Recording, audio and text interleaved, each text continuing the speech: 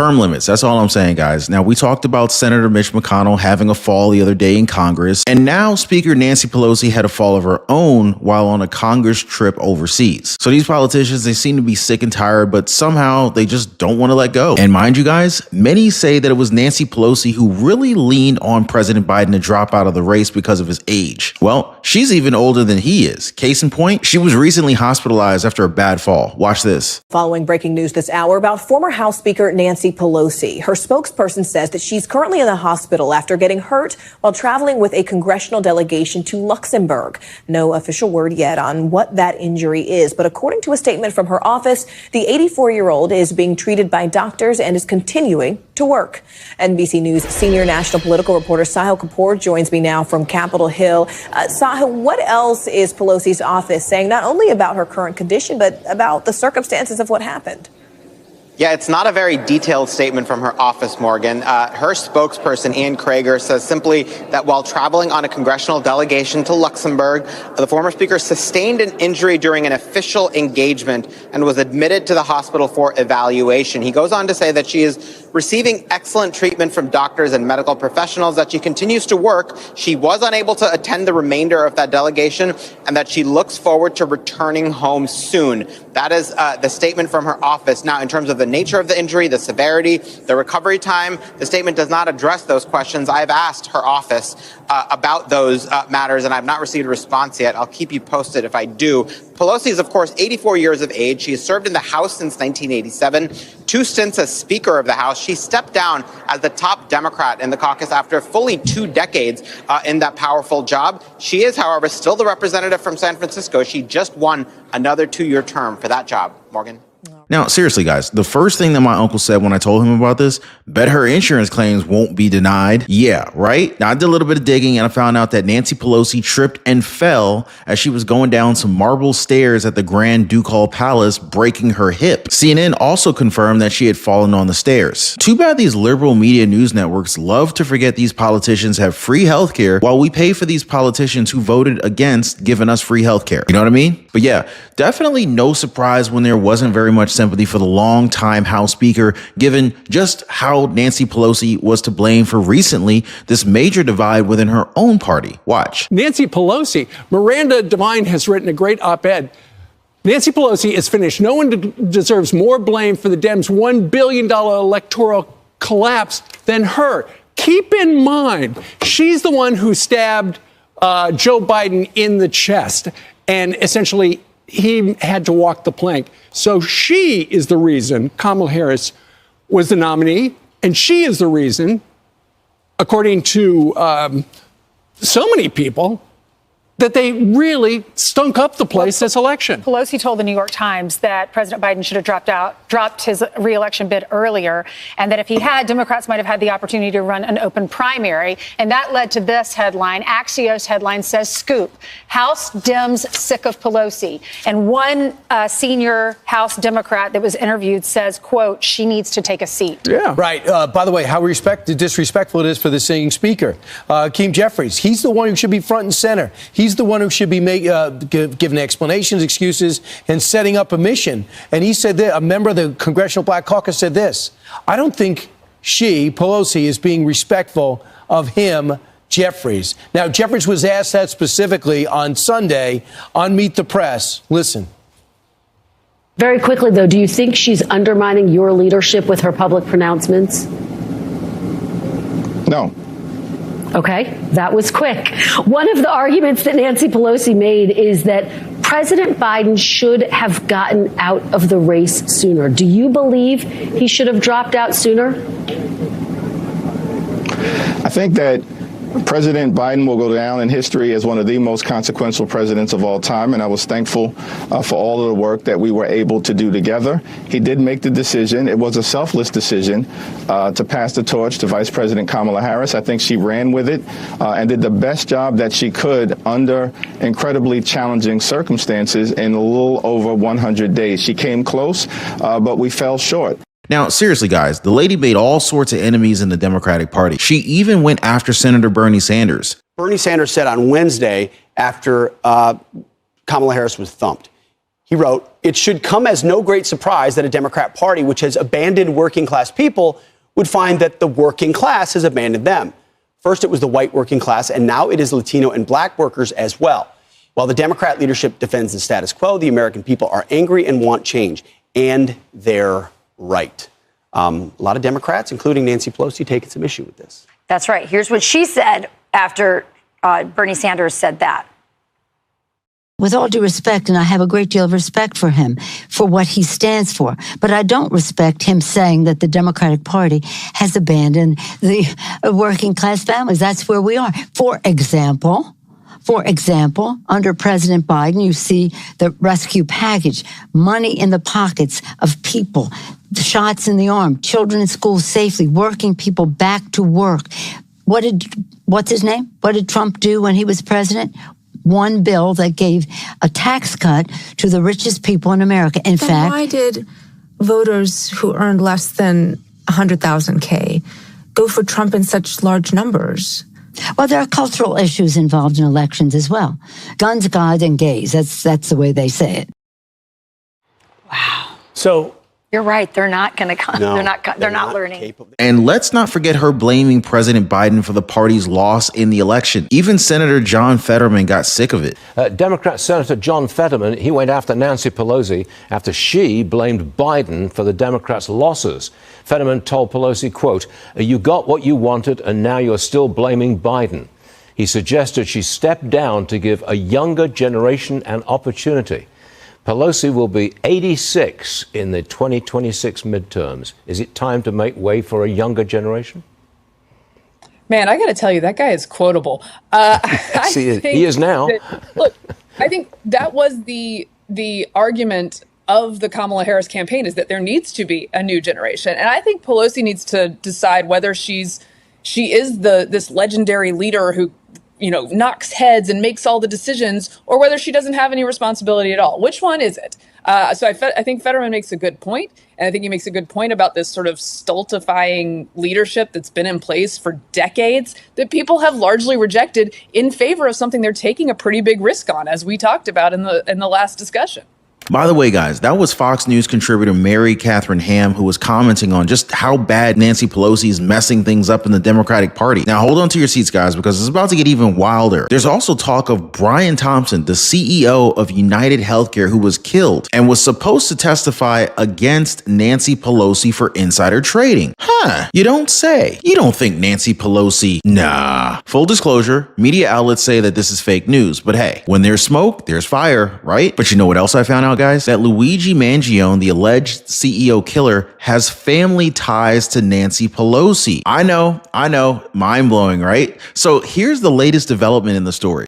A show of support for an accused killer spotted in Riverside. A makeshift billboard says, "Free Luigi Mangione, he's a hero." Public defense of the suspect has erupted online, and now we're seeing it here in Southern California. Police say evidence is piling up against accused killer Luigi Mangione, linking him to the shooting death of healthcare executive Brian Thompson. The new details don't seem to be swaying those who say the support for the suspect. Fox News correspondent Connor Hansen has a story. Police in New York City say they have already matched the gun allegedly found with Luigi Mangione to shell casings at the scene of Brian Thompson's murder. They say they've also matched his fingerprints to a water bottle and a plastic wrapper found there. While the process could take weeks, the suspect will likely be extradited and face a murder charge in New York. I trust the DA here in Manhattan to make sure that he puts forth an indictment that is going to be ironclad. The suspect's attorney is casting doubt on the mounting evidence. People need to keep an open mind, and we would get our day in court, and we would get that evidence, and we can examine that evidence and challenge it. Now, seriously, guys, you just can't make this stuff up. So reports are now saying that the grandfather of suspected United Healthcare CEO shooter Luigi Mangione was a friend of the Pelosi family. Or more accurately, they were able to dig up the fact that Luigi Mangione is a prominent Maryland real estate family with with his grandfather, Nicholas Mangione, a self-made real estate developer owning country clubs, nursing homes, and a radio station before he died in 2008. The same Nicholas Mangione also had links to the family of the former Speaker of the United States House of Representatives, Nancy Pelosi, who was from a prominent Italian-American family in Baltimore. In 1995, Thomas J. D. Alessandro III, the former Baltimore mayor and late brother of Pelosi, discussed his relationship with Nicholas Mangione in The Sun, saying that Nick Mangione is foremost identified as a family man. That's his calling card even before he became a successful businessman. He's maybe a little bit rough around the edges and maybe with an aggressive personality, but a man with a big heart. He earned his success the hard way. It hasn't been confirmed if Nancy Pelosi ever met Nicholas Mangione, but there are an awful lot of coincidences here, don't you guys think? Like the Pelosi's, Nicholas Mangione had strong links to his Italian immigrant roots, something that he said fueled his business ventures. When he believed that he faced discrimination at country clubs in the 1970s for being Italian, he decided to buy his own golf resort. He later went on to purchase another golf resort, 2 country clubs, and 3 conservative talk radio stations. The man himself told The Sun in 1995 that he didn't have 2 nickels to rub together when his father died when he was 11 years old. Yet, he still managed to become a millionaire. What other country can you do that in? Fast forward to now, people are now talking about Nick's grandson, Luigi Mangione. According to his cousin, Nino Mangione, who was a Maryland state legislator, the family was shocked and devastated by Luigi Mangione's arrest. They said that they only know what they have read in the media and that they offer their prayers to the family of Brian Thompson, and they ask people to pray for all involved. Now, there is a lot of theories that are floating around right now, considering this Pelosi-Mangione connection, right? But what do you guys think about this? Like, does Nancy Pelosi have something to do with the murder of the United Healthcare CEO? Drop a quick comment, yes or no, in the comments down below, guys. But man, what a story that would make, right? And you know we will be on that one like white on rice, right? So definitely subscribe to the channel, hit the notification bell so you don't miss out on any crazy developments and updates in this story. As all the news that matters to you, we definitely deliver it to you guys every single day. All right, so let's get back to it. So here's a photo snapped of the delegation of House and Senate lawmakers. Former House Speaker Nancy Pelosi looked like she was holding on for dear life as she was clutching House Foreign Affairs Committee Chairman Michael McCall's hand at the palace. Don't let go. The fractured hip can apparently be fixed with an operation, although it's not sure if they're going to be able to do that in Luxembourg or in the United States. But here's some pretty interesting information and facts to go with this picture. So first, the mysterious injury comes just hours after it was revealed that the San Francisco Democrat, who is currently serving her 19th term, was launching a behind-the-scenes effort to stop Representative Alexandria Ocasio-Cortez's bid to serve as the top Democrat of the House Oversight Committee. Talk about backstabbing, right? Nancy Pelosi is reportedly pushing for 74-year-old Representative Jerry Connolly over the 35-year-old New York City politician. Now, of course, we also mentioned Nancy Pelosi's fellow octogenarian, Mitch McConnell, taking a nasty spill in the U.S. Capitol and sporting a scraped face and sprained wrist because of it. There were also some moments when the Senate Minority Leader suddenly turned stone-faced and froze up mid-sentence during press conferences. Now, obviously, this brings up questions about his mental health and whether politicians enjoying their sunset years should just go ahead and give up office. Mitch McConnell at least gave up his Senate leadership seat, but at 82 years old, he still remains the longest serving leader of either party in the Senate in the U.S. history. The late Senator Dianne Feinstein clung on to her position until her death last year at age 90. So much for retirement, just go straight to the grave. Senator John McCain and Senator Frank Lautenberg also died in office at the respective ages of 81 and 89 years old. And currently, there are 6 senators and 16 members of the House in their 80s. There are also a whopping 31 senators, nearly 1/3 of the chamber, who are septuagenarian or in their 70s. And another 76 lawmakers in the House. Senator Chuck Grassley is the oldest U.S. politician at age 90. But I think you get the picture of our Congress, guys. They're old as shit. But amongst all of them, Nancy Pelosi definitely takes the cake when it comes to sabotaging her own party in the last elections. Apparently, she called herself Speaker Emerita, and under her ruthless leadership, her party lost the White House, the Senate, and the popular vote. There's no topping that, is there? Voters rejected the Dems from coast to coast. Even in Nancy Pelosi's deepest blue home city of San Francisco, which saw a 7-point swing to Donald Trump. Oh, and by the way, she's the only speaker in history to have lost control of the House twice.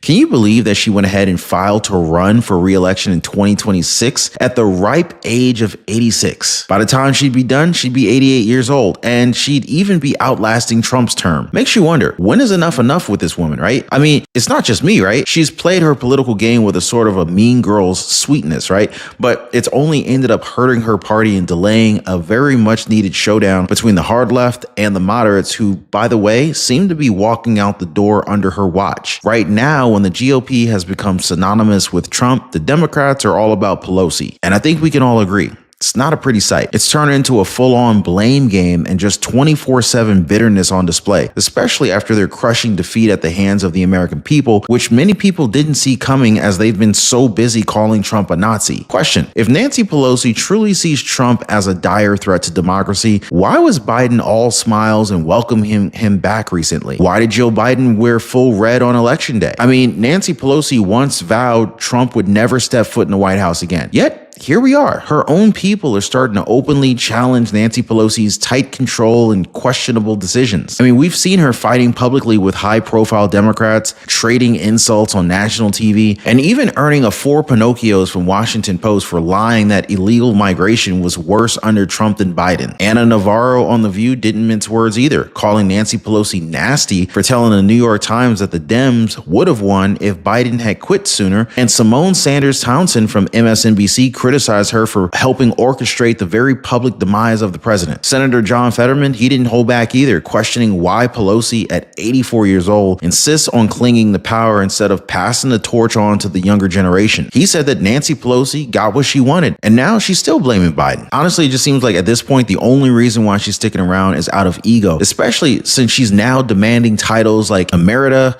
from her successors. Maybe it's time